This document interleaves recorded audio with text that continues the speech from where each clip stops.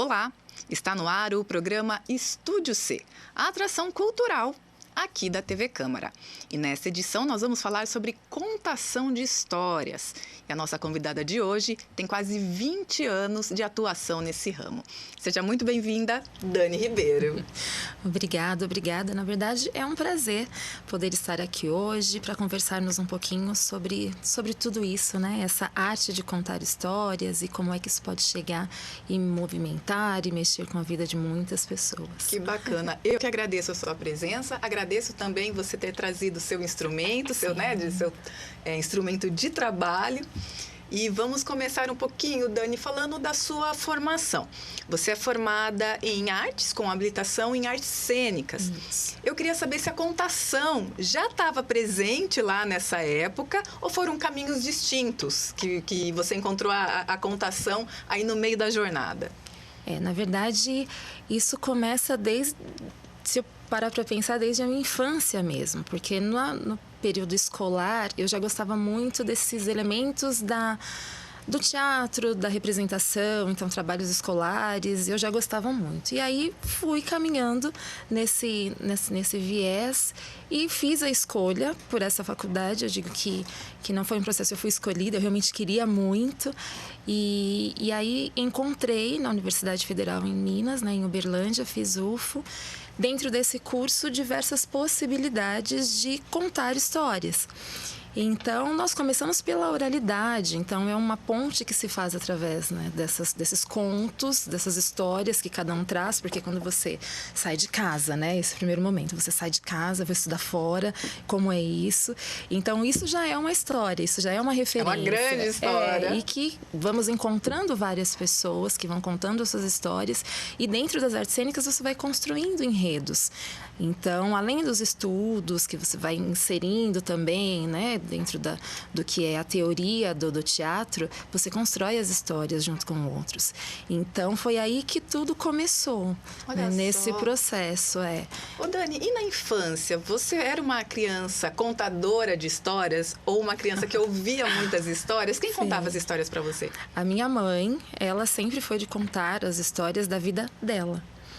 Então, a minha família sempre foi muito de falar, de dizer a essência, como foi a infância. Então, os meus tios sempre contavam, as minhas tias também, um pouquinho de como era a vida deles, A vida no campo, como é que colhia, como plantava, o que é que eles não tinham, também, como é que brincavam. Então, tinha boneca, não tinha boneca, mas brincava com a espiga de milho que se produzia, os brinquedos. Então, tudo isso é a história, é a essência da família. Então, eu cresci ouvindo tudo isso, como era brincar na casa de farinha, porque meu avô produzia. Então, eu fui crescendo com essas histórias, além também dessa inserção literária. Então, minha mãe lia para nós? Sim, minha família sempre foi muito leitora também. Então, além da questão da música, que também é uma inserção interessante, sempre fui uma família muito musical. E meus pais não eram musicistas, mas ouviam muitas músicas. Em casa? Em casa. Então, e músicas de qualidade, que a gente costuma dizer. E aí eu cresci nesse meio e não daria outro caminho, não teria como. Impossível ser outro caminho. Sim. Ô Dani, e quando que seu trabalho de contação de histórias se aproxima dessa questão da dimensão pedagógica, das escolas, da educação formal? Quando que teve esse encontro? Antes da faculdade, eu fiz existia um curso chamado Cefam, Centro Específico de Formação e Aperfeiçoamento do Magistério. Aqui em Rio Preto? Não, eu fiz em Votuporanga, onde hoje reside parte da minha família. Minha mãe mora lá, irmã, tias, tio, e eu fiz Cefam. Então, eu tinha esse desejo de dar aula, eu queria ser professora. Então, até nas brincadeiras da minha infância, eu era professora, E sempre brincava que estava ensinando algo e eu queria muito. Só que aí associei isso a esse universo da arte, que eu também gostava, e da representação. E aí eu comecei a fazer estudos já com crianças nessa etapa, nessa fase que fazia... Sim, porque na verdade eu fazia os estágios. Então tínhamos os estágios e eu ia para as escolas. E aí nas escolas você começa a perceber uma necessidade imensa e são muitas lacunas, Porque o emocional sempre ali, como é que você pode ajudar nessa questão? Então eu comecei a pesquisar. Então, nesse período mesmo do Cefam, nós começamos a montar grupos de representação, mensagens representadas. Então, nós íamos aos lugares, tínhamos um grupo e íamos representando. Então, tinha a amiga que tocava, a amiga que declamava, e íamos fazendo. Como tem esses carros, hoje em dia já as pessoas nem utilizam, né? Isso. Nós fazíamos de forma teatral. Então, já íamos levando. E aí, para a escola, dentro desse universo escolar, eu fui percebendo nesse período dos estágios que poderia ir além, né? E aí depois, terminei Cefam e aí fui para a faculdade. Como o curso era um curso de licenciatura, olha eu novamente dentro da instituição escolar ali. E aí não tem como separar uma coisa da outra. E aí eu comecei a pensar, no entanto que o meu próprio projeto de pesquisa de finalização de curso foi dentro dessa inserção da contação de histórias, mas nesse viés da educação. Então eu fui fazendo esse período e esse processo todo com educadores. Então, como é que poderíamos inserir a contação de histórias, esse universo da representação a favor da educação?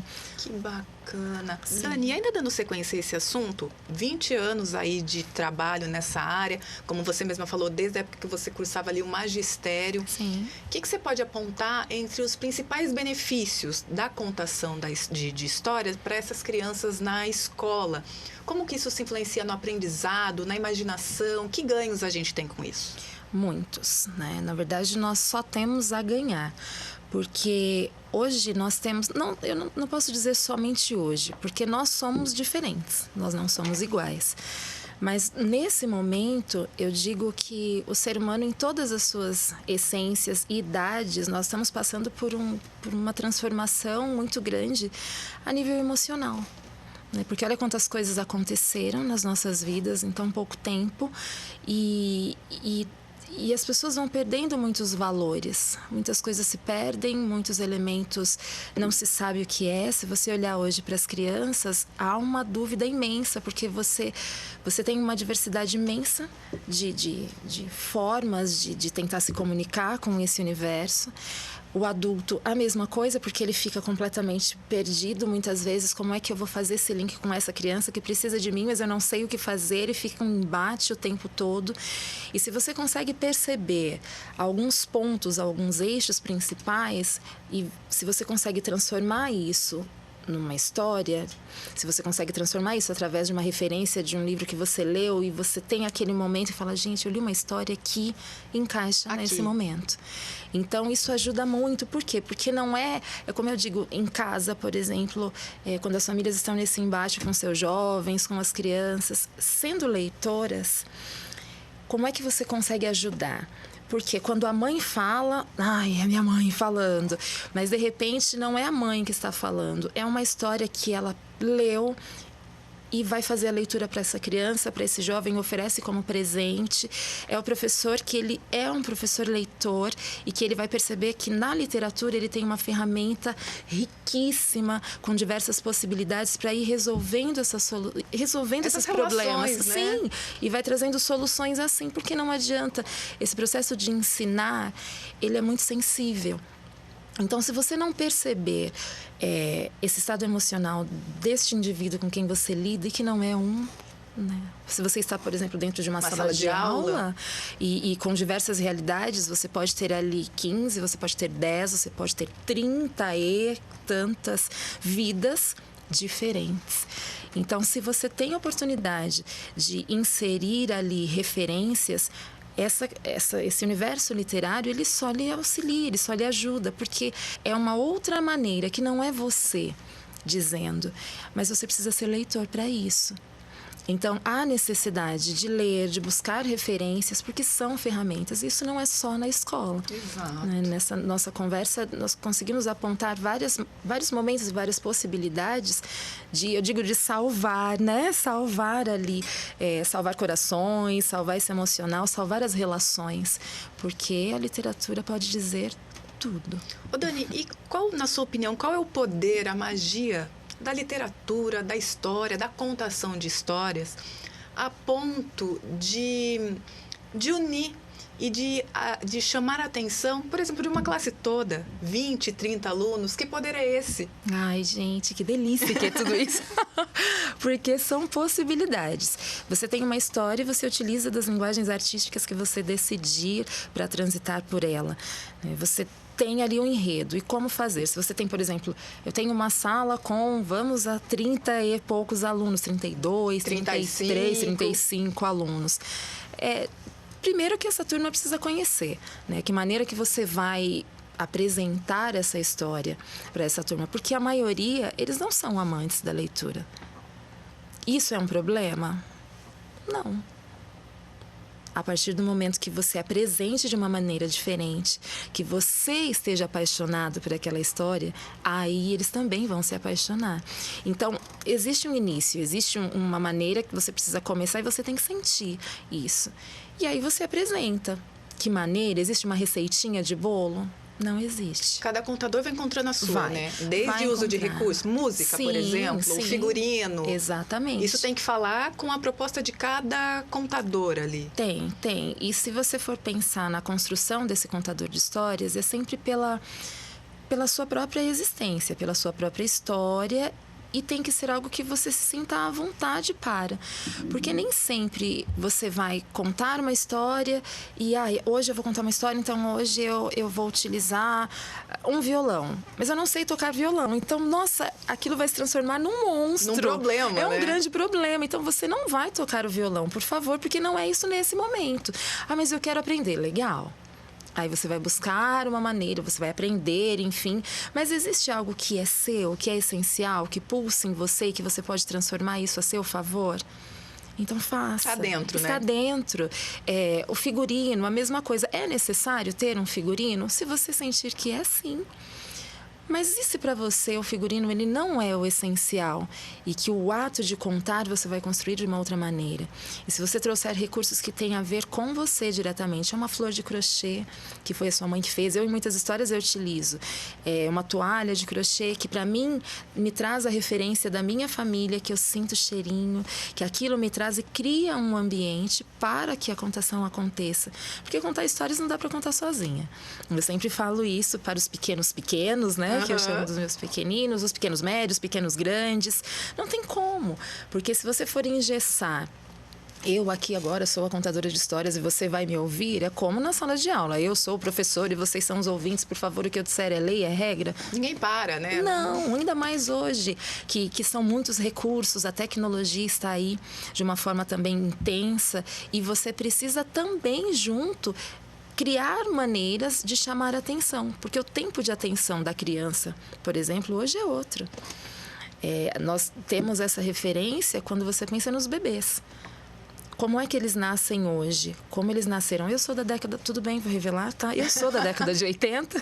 Eu também. Tá, e tudo bem mesmo. E na nossa época, como diz a minha mãe, né? Minha avó também dizia... Os bebês ficavam enroladinhos num coeiro, né? E ficava... E assim, demorava para abrir os olhos. Gente, os bebês hoje, eles só não falam ali, não tem a oralidade ainda. Mas há uma movimentação, esses olhinhos que buscam essas cores, essas imagens, tudo o que eles veem já. Então, os bebês leem. Você vai dar um livro para o bebê ler? Você vai oferecer, sim. Você vai oferecer imagens, você vai oferecer formas. Porque, mas muitas vezes na contação de histórias as famílias levam bebês e aí quando tem, porque é uma diversidade de idades, e aí eu pergunto quem gosta de ler, quem gosta de ouvir. E aí às vezes tem os pequenos que falam, eu ainda não sei ler.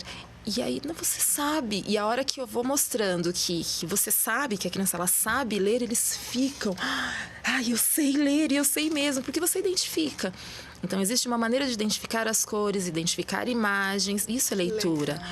Então, são possibilidades, assim, Então, infinitas. podemos começar com os bebezinhos mesmo. Com certeza. Na verdade, podemos começar já no ventre, com certeza. Que bacana. Isso é lindo. As famílias que conseguem ler, né? As mães, os pais, familiares, enfim, quem está ao redor dessa barriga, né? Desse elemento, dessa vida que está vindo, se puder oferecer esses recursos, leia. coloque uma canção, cante, converse, porque as histórias surgem da oralidade. As histórias, elas surgem do pensamento desses autores, que eles conseguiram passar isso para um papel, um objeto que se chama livro. Mas nós somos verdadeiras, né? Não tem como, nós temos essa verdadeira biblioteca e é impossível dizer que você não tem uma história a contar. Todos nós temos. E por que a gente esquece disso às vezes, Dani? Parece que como se a gente não tivesse essa bagagem mesmo, né? Porque você fala, né? Você usa inclusive esse termo. Encontra a biblioteca que há em você. Sim. Né? Nós somos verdadeiras bibliotecas vivas. E sempre quando eu estou contando histórias e surge um senhor, uma senhora, quando eles estão com os cabelos branquinhos, eu paro e eu peço aplausos. E a plateia, o público geralmente olha, porque, né, eu sempre olho para essa referida, eles olham e aplaudem. Falei, acabamos de receber bibliotecas vivas e com muitos livros aqui. Porque são muitas histórias. E nós não podemos, quando você diz por que nós esquecemos disso, porque nós estamos nos esquecendo. Nós estamos nos envolvendo cada vez mais no que nós temos que fazer, no que temos que cumprir, temos. Mas e a nossa própria essência? Quando é que vamos parar novamente para olhar para nós? Eu costumo dizer que se o dedinho do pé dói, você sabe que ele existe. Mas se ele não dói, é só mais um elemento que está ali e vai. Então, ter essa biblioteca e ser uma biblioteca viva são as nossas histórias, que nós todos temos, que todos carregamos, e é necessário nos valorizar através dela. Porque todos somos. Não tem como não ser, não tem como não ter uma essência. Todos temos a história desde que o mundo é mundo para nós. Enquanto não para nós, para os nossos familiares e assim sucessivamente. Então, temos história e somos essência, e isso não tem como esquecer. Que bacana. Né? Ainda falando dessa questão da história, da essência, Dani, quando eu falo dos seus recursos, o tambor, o seu figurino, o que você traz, que essência é essa que você traz para complementar o seu trabalho de contação, da onde ela vem? Sim. A percussão, ela entra na minha vida com maior intensidade no período da faculdade, porque nós tínhamos algumas disciplinas e eu sempre gostei muito de música e sempre utilizei, porque isso é meu, né? Essa questão da percussão, do ritmo, de querer tirar som de talheres, né? Enfim, de pratos e elementos diversos. E aí algumas disciplinas nos trazem essa possibilidade de experimentação. E eu acabei encontrando de uma maneira bem interessante, porque a Bia, uma das minhas pérolas negras, eu tenho a Bia, minha filha, que tem 21 anos, e tenho a Sofia, que tem 11. E no período da faculdade eu engravidei da Bia e nós estávamos montando um espetáculo de Brecht e eu andava na perna de pau. Mas aí, e agora, né? Os cuidados necessários com esta vida que estava aqui. E, bom, não poderemos. Estávamos preparando o espetáculo para teatro de rua. E falei, bom, então eu não irei mais para perna de pau. Mas eu comecei a experimentar elementos percussivos. E foi aí que eu comecei a desenvolver mesmo. E aí eu comecei a tocar tambores, alfaia, patagonga. E como eu fiz a universidade em Minas Gerais, eu tive a honra, o privilégio de ter o contato com muitas congadas. E fazer pesquisa, né, dentro dessas comunidades, então Moçambique, né, do Congo. E tinha uma professora na faculdade, querida, Renata Meira, que traz para a faculdade o cacuriá, que tem essa referência direta nesse corpo que dança, nesse pé que enraiza e que tem todo esse universo dentro da percussão. E aí trago a referência do Brecht com o professor Narciso Teles, que vem conversando conosco sobre Brecht, que monta esse espetáculo junto conosco de teatro de rua e que aí tudo vai sendo costurado. E depois disso nunca mais, porque não tem como. E aí eu descubro a minha própria essência também, esses links com a minha família, com o meu avô, que eu não tive a honra de conhecê-lo em vida, mas eu conheci através das histórias. E ele era um grande contador de histórias. Meu avô, José Ribeiro, ele reunia crianças, jovens que iam no final de tarde para ouvi-lo contar histórias no terreiro da casa dele. Então, isso em Votuporanga, na Vila Carvalho. E ali, muitos chegavam para ouvir, né? Os contos, os causos que ele criava e contava. E ele amava tocar, e ele tinha uma violinha. Então, aí eu começo a perceber. E hoje a minha mãe fala, né? Ela falou, não, Dani, você é o link do seu avô. E não tem como. São raízes, são essências que você sente. Eu sinto, né? Isso vibra em mim com muita energia e positividade. Porque é isso. É a minha história, é a minha essência. E a referência de figurino, por quê? Porque se você começar... como é que eu fui construindo? Ele veio sendo construído mesmo. Ao longo do tempo. Ao longo do tempo. Porque eu começo com... utilizando elementos que traziam cores, mas que tinha referência direta com o cacuriá, que é a saia de chita, a saia rodada, uma blusa de crochê. Então, eu sempre comecei dessa forma. Mas aí, com essa... A gente começa a fazer estudos, então você vai estudando, não a contação em si, mas as minhas referências e o que mexia, o que arrepiava. O que me arrepiava? Que coisas que mexiam comigo, que eram para mim diferentes. E aí eu começo com esse estudo de costumes de povos africanos, né? De tradição africana, como é que vem essas raízes, né? E essa questão dos elementos percussivos, da cor da minha pele, né? De todos esses elementos. E aí eu trago para mim esse colorido. E aí onde é que eu busco esse colorido? Nos povos africanos, né? Que é o que para mim fazia sentido. E eu sempre gostei de usar adornos na cabeça, então eu vim trazendo esses elementos também dessa maneira. Então eu utilizei por muito tempo flores que são crochetadas pela minha mãe, então colocava essas flores porque nem sempre minha mãe poderia estar comigo nos eventos, nas apresentações, então ela sempre estava comigo de alguma maneira naquilo que ela produz. Então, aí minha mãe também faz. Então, hoje ela faz alguns figurinos que eu utilizo. Então, eu trago essas referências dessa maneira. Quer dizer, estamos aqui. Que bacana. Dani, você faz contação desde rodas pequenas em bibliotecas a grandes plateias em eventos literários, faz formação de profissionais, mas você recentemente fez um outro trabalho que foi um podcast de contação de histórias, o projeto Negritudiano, né? Está disponível no YouTube, inclusive, para quem quiser acessar. Como é que foi a escolha das histórias para esse projeto? Esse projeto ele surge no período da pandemia. Nós estávamos todos, né? Enfim, todos vivemos. É uma história que eu acho que não precisa ser contada, né?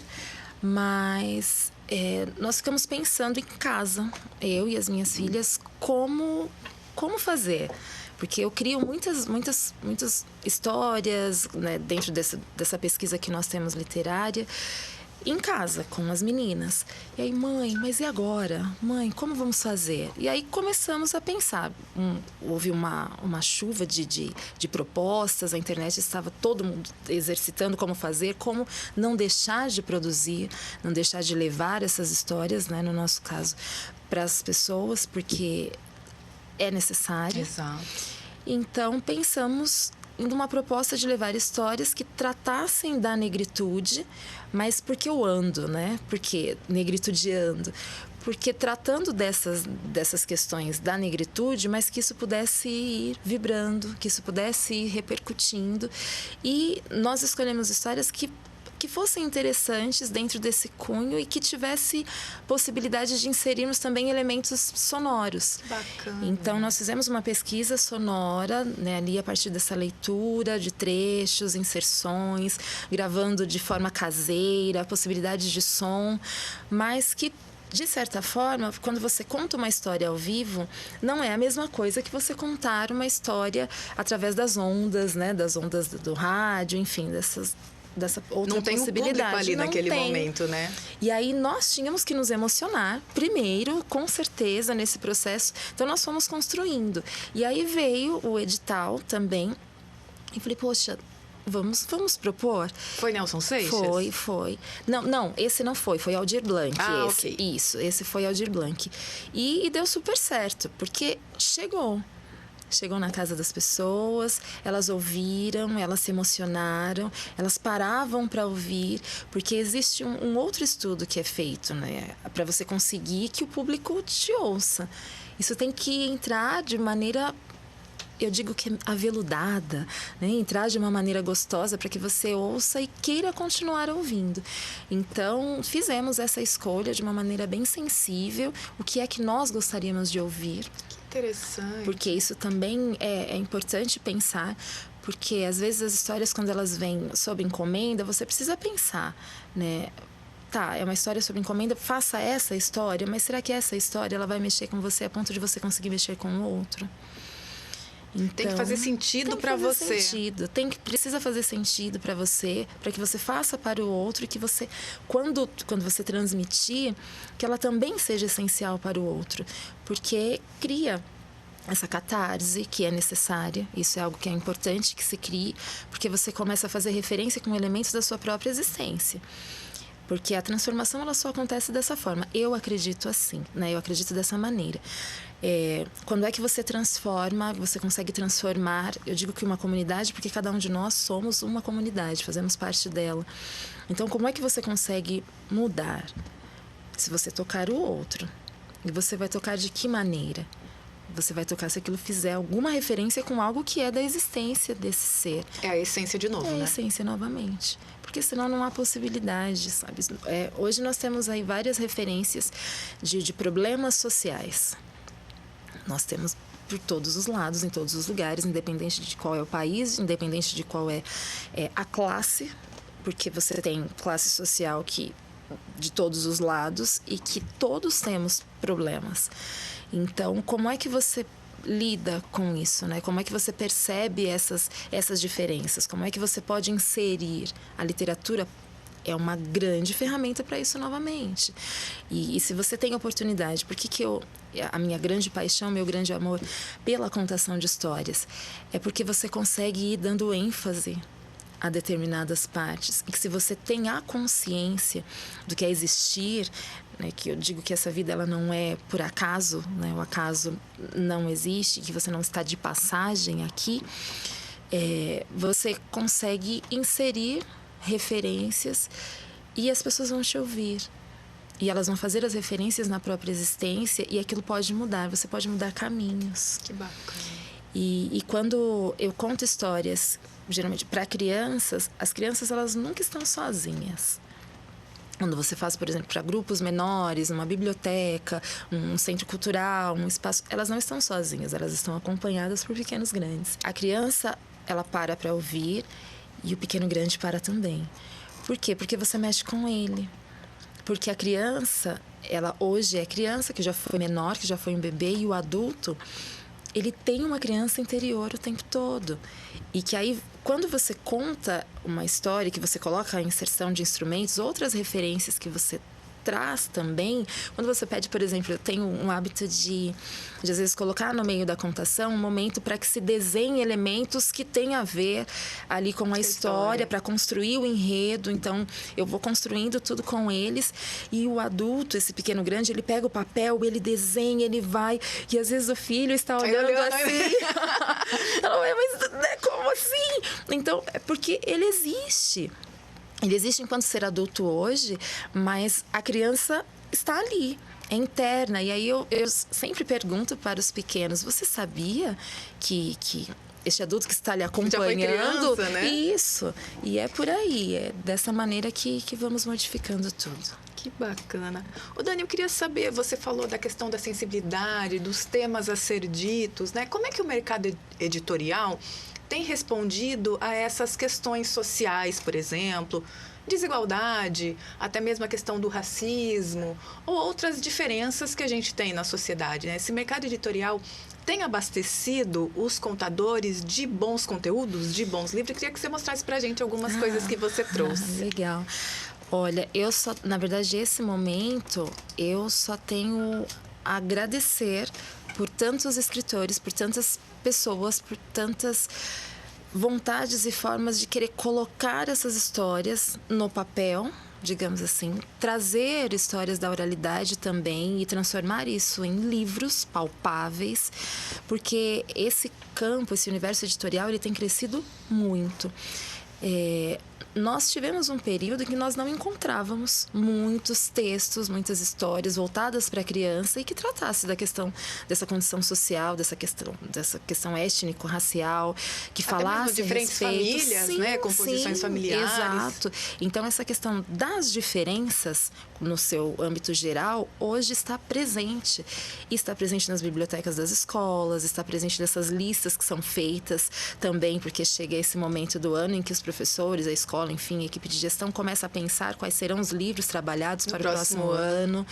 Então, tem tido assim, um boom muito grande nesse sentido. E ainda bem. Né?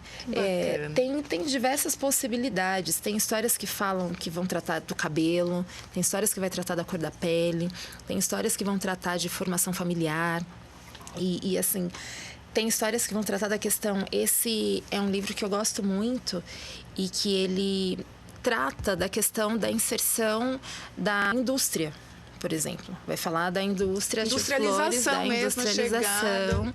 E de um homem, esse, por exemplo, é um homem negro, um senhor, que ele sempre costurou. Então, ele vai trazer um homem costurando. E que tem um sobrinho que fica com ele no horário inverso à escola e que observa esse tio costurando. E ele acha aquilo o máximo. E quer ser, quando crescer, um grande costureiro também. E ele vai tratando. Ele vai tratando até que, na verdade, esse tio Flores, ele costura para a comunidade. Então, as pessoas que gostam, enfim, ele vai trazendo essas roupas que eram sempre muito coloridas, que ele fazia, que ele costurava.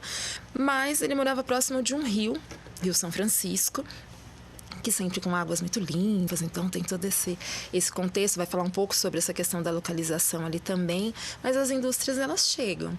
E quando elas chegam, elas começam a poluir tudo. E surge muito trabalho para muita gente.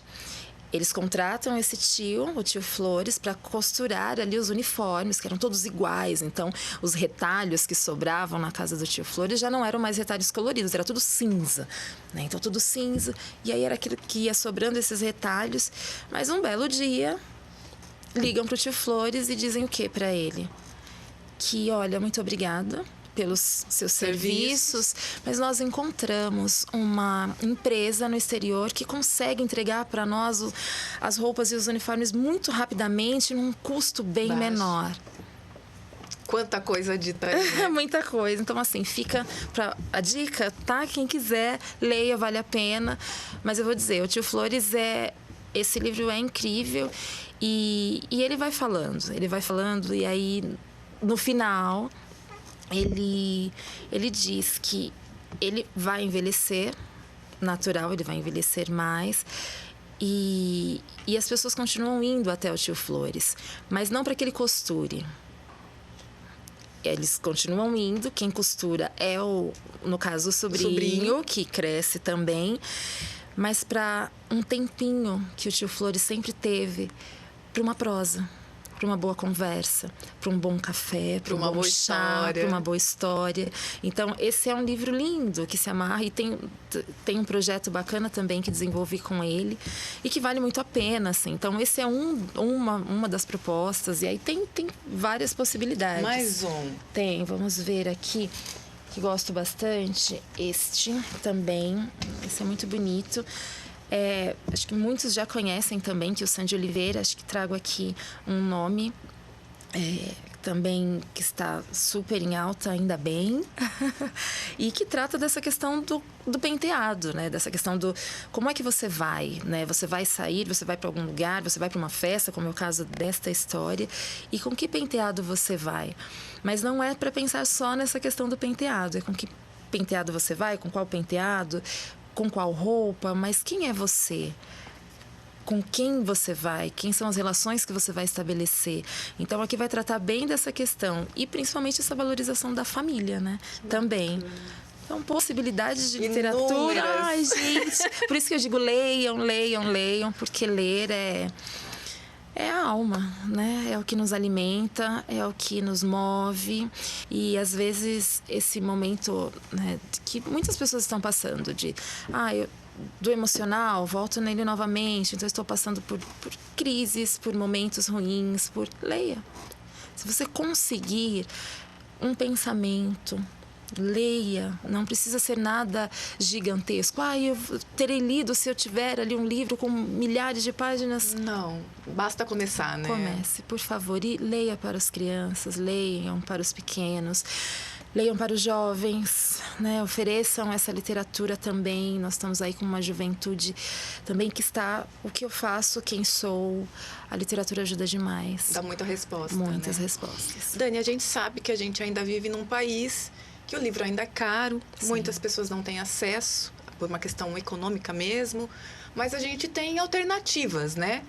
A gente tem bibliotecas públicas, onde esses livros podem ser acessados. Que outras maneiras você já conhece? A gente poderia indicar aqui para os nossos telespectadores de obtenção dessa literatura? Sim. Tem alguns projetos que existem. O Itaú, por exemplo, é um dos projetos que você faz um cadastro e anualmente eles têm algumas propostas e enviam gratuitamente livros, né? Essa coletânea que eles têm anualmente para casa.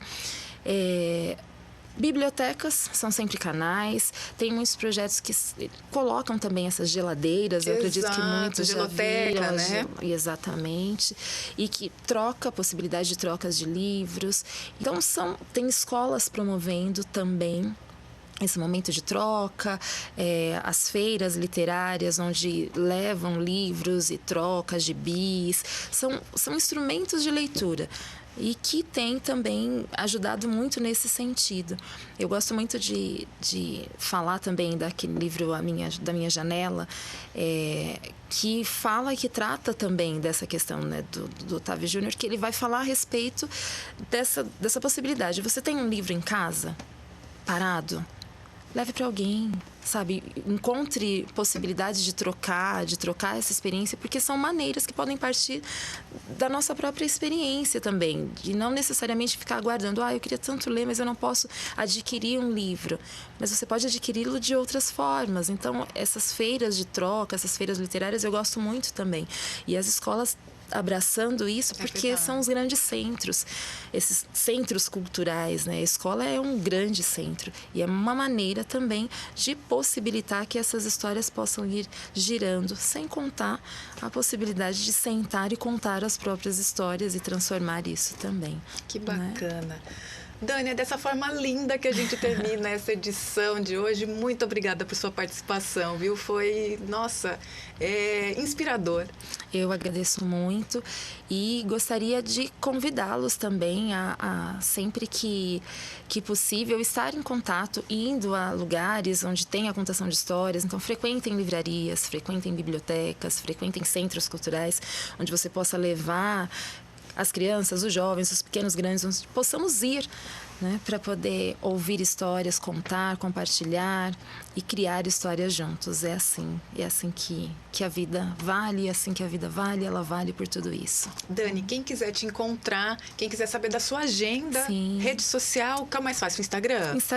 O Instagram é daniRibeiro.entrecontos, lá eu vou postando tudo. Esse mês também nós estamos com alguns projetos desenvolvendo e aí, na verdade, todos os meses vai acontecer. Tá tudo lá. Tá tudo lá, é só seguir a página. Tá ótimo. Bom, gente, essa edição do Estúdio C fica por aqui. Se você quiser rever este programa, basta acessar o nosso canal no YouTube. Estamos lá como TV Câmara Rio Preto. Todas as outras informações do Legislativo Rio-Pretense e também a produção aqui da TV Câmara, você pode acompanhar ainda pelas redes sociais. Estamos no Facebook e no Instagram. Muito obrigada pela companhia, muito obrigada pela audiência e até o próximo programa.